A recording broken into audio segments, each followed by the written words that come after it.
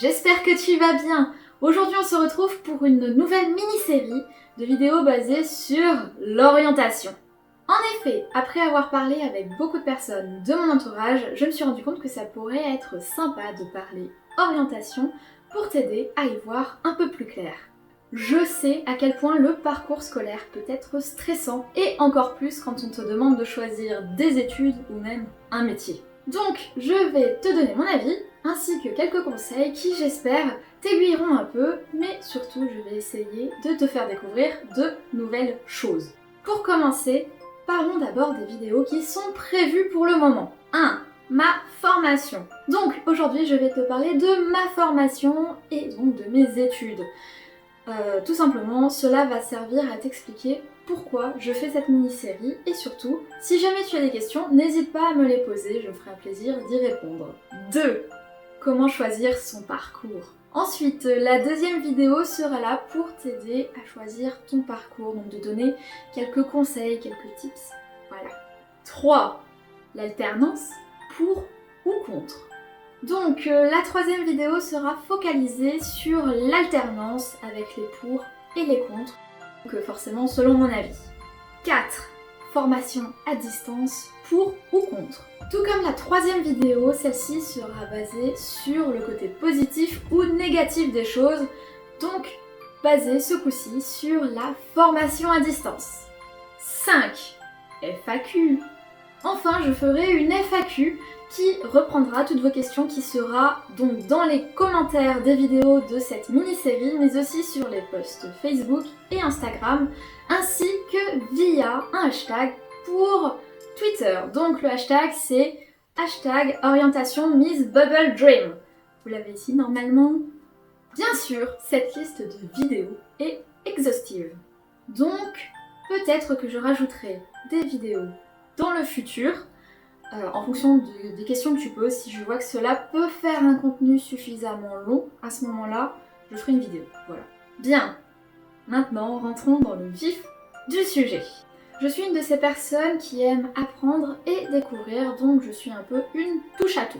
Mon parcours reflète d'ailleurs bien ma personnalité à mon avis. Donc, je vais t'épargner le collège et passer directement au lycée.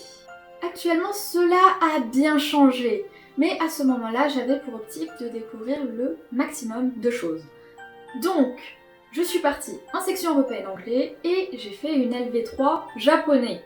Par ailleurs, je me suis inscrite en L, donc en littérature, mais puisque je voulais rester touche à tout, j'ai rajouté l'option mathématiques.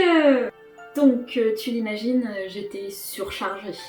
C'était très intéressant, mais sûrement un peu trop pour une seule personne en fait. Il m'aurait limite fallu le fameux retourneur de temps d'Hermione Granger. Donc si je reviens sur ce passage de ma vie et si je dois te donner un conseil, ne le fais pas. Voilà, non, sans blague. En vrai, réfléchis à tes capacités et tes compétences, mais aussi tes envies. Ne te lance pas dedans en mode « oui, je veux tout découvrir » comme je l'ai fait. Non, non, non. Réfléchis surtout si tu peux le faire et si tu te sens capable d'endosser autant de matières. Parce que oui, là, il va être question de gestion de temps. Ça va être la grande question du moment en fait. Le plus important n'est pas d'avoir beaucoup de matière, mais bien d'y être à l'aise et d'être intéressé par tout ce qui est dit. Sinon, ça peut très vite être déprimant, voire même carrément gâcher une année scolaire entière. Personnellement, j'arrivais à le gérer, mais vers la fin, on sentait que clairement j'étais à bout et heureusement que je n'avais pas rajouté d'autres matières entre-temps. En même temps, ce n'était pas possible. Cela a aussi été une très bonne expérience, donc j'ai pu apprendre à mieux gérer mon temps et comment organiser mes tâches. Ensuite, étant une passionnée de la culture asiatique, j'ai voulu faire une licence, une double licence, donc japonais et coréen. Au final, j'ai fini en LEA anglais-coréen. D'ailleurs, sur mon autre chaîne, donc Pali Pali, j'ai fait plusieurs vidéos sur la LEA anglais-coréen pour te la présenter. Donc vraiment rentrer dans le vif du sujet parce que oui, c'est une licence qui est très peu connue, mais très intéressante.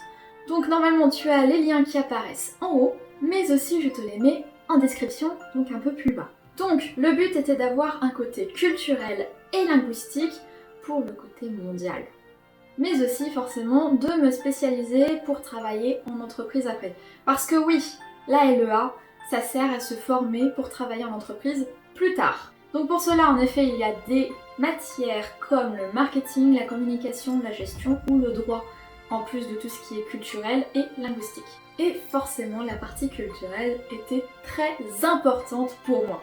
À partir de là, je suis partie en séjour linguistique, donc pendant un semestre entier à Sungkyunkwan, si jamais tu connais. Donc clairement, c'était la meilleure expérience que j'ai jamais vécue. Je suivais donc des cours de coréen pour m'améliorer dans la langue, mais aussi des cours de communication internationale, donc tout ce qui était comment se présenter, comment travailler avec d'autres personnes à l'international. C'était assez dingue et je ne regrette pas du tout. D'ailleurs, est-ce qu'une vidéo sur les séjours linguistiques t'intéresserait? Ça, c'est une petite question que je me pose. Ensuite, en revenant de Corée, j'avais une seule idée en tête, c'était créer ma propre agence de voyage, donc avec des amis, ce qui ne s'est pas fait finalement, et heureusement, vis-à-vis du contexte actuel, ça aurait été compliqué, donc finalement c'est peut-être une bonne chose. Donc, pour fonder cette fameuse agence de voyage, je me suis rendu compte qu'il me fallait des capacités un peu plus poussées, notamment en marketing et en communication.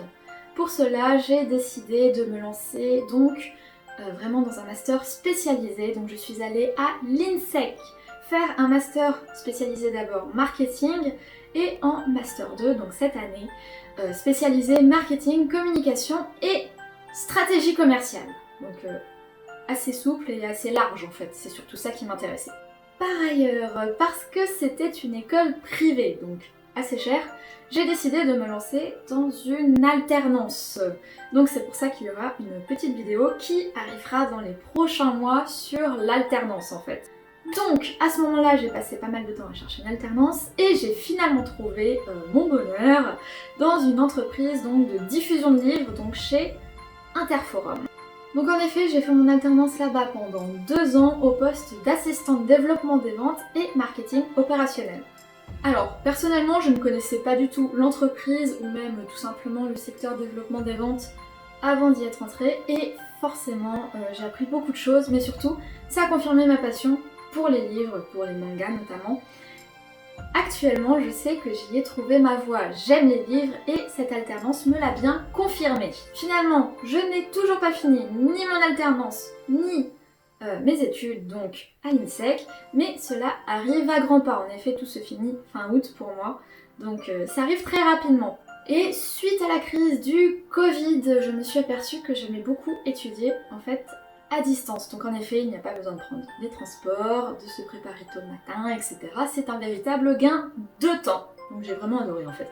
J'ai alors commencé à chercher plusieurs offres d'emploi pour l'année prochaine et je me suis aperçue en fait qu'il y avait beaucoup d'offres basées sur le digital.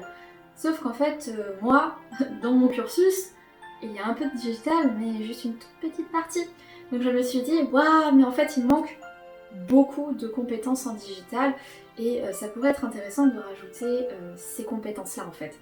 Donc, après réflexion, j'ai décidé de me lancer dans une formation donc, de 1 an à distance. Donc c'est pour ça que je vais aussi faire une vidéo sur la formation à distance et c'est pour ça que celle-ci arrive en dernier pour que je me fasse vraiment une bonne opinion dessus, être pour ou contre, voilà. Bien, cette vidéo est finie. Comme tu le vois, j'ai un parcours assez large mais en même temps très varié. Donc je pense que je pourrais réussir à t'expliquer un peu plus les aboutissants de chaque formation. Donc que ce soit à distance, en alternance, en cycle normal, mais aussi en université publique ou privée. Surtout, n'hésite pas à me poser des questions en commentaire. Je me ferai un véritable plaisir d'y répondre. Surtout, n'oublie pas, tu peux utiliser le hashtag orientation Miss Bubble Dream sur Twitter pour la FAQ si tu as la moindre question sur ton orientation, le parcours scolaire, comment choisir ses études, etc. La prochaine vidéo de cette mini-série sera donc comment choisir son parcours scolaire. Donc, si ça t'intéresse, n'hésite surtout pas à t'abonner et activer la petite cloche pour être prévenu de chaque nouveauté. Sur ce, bye!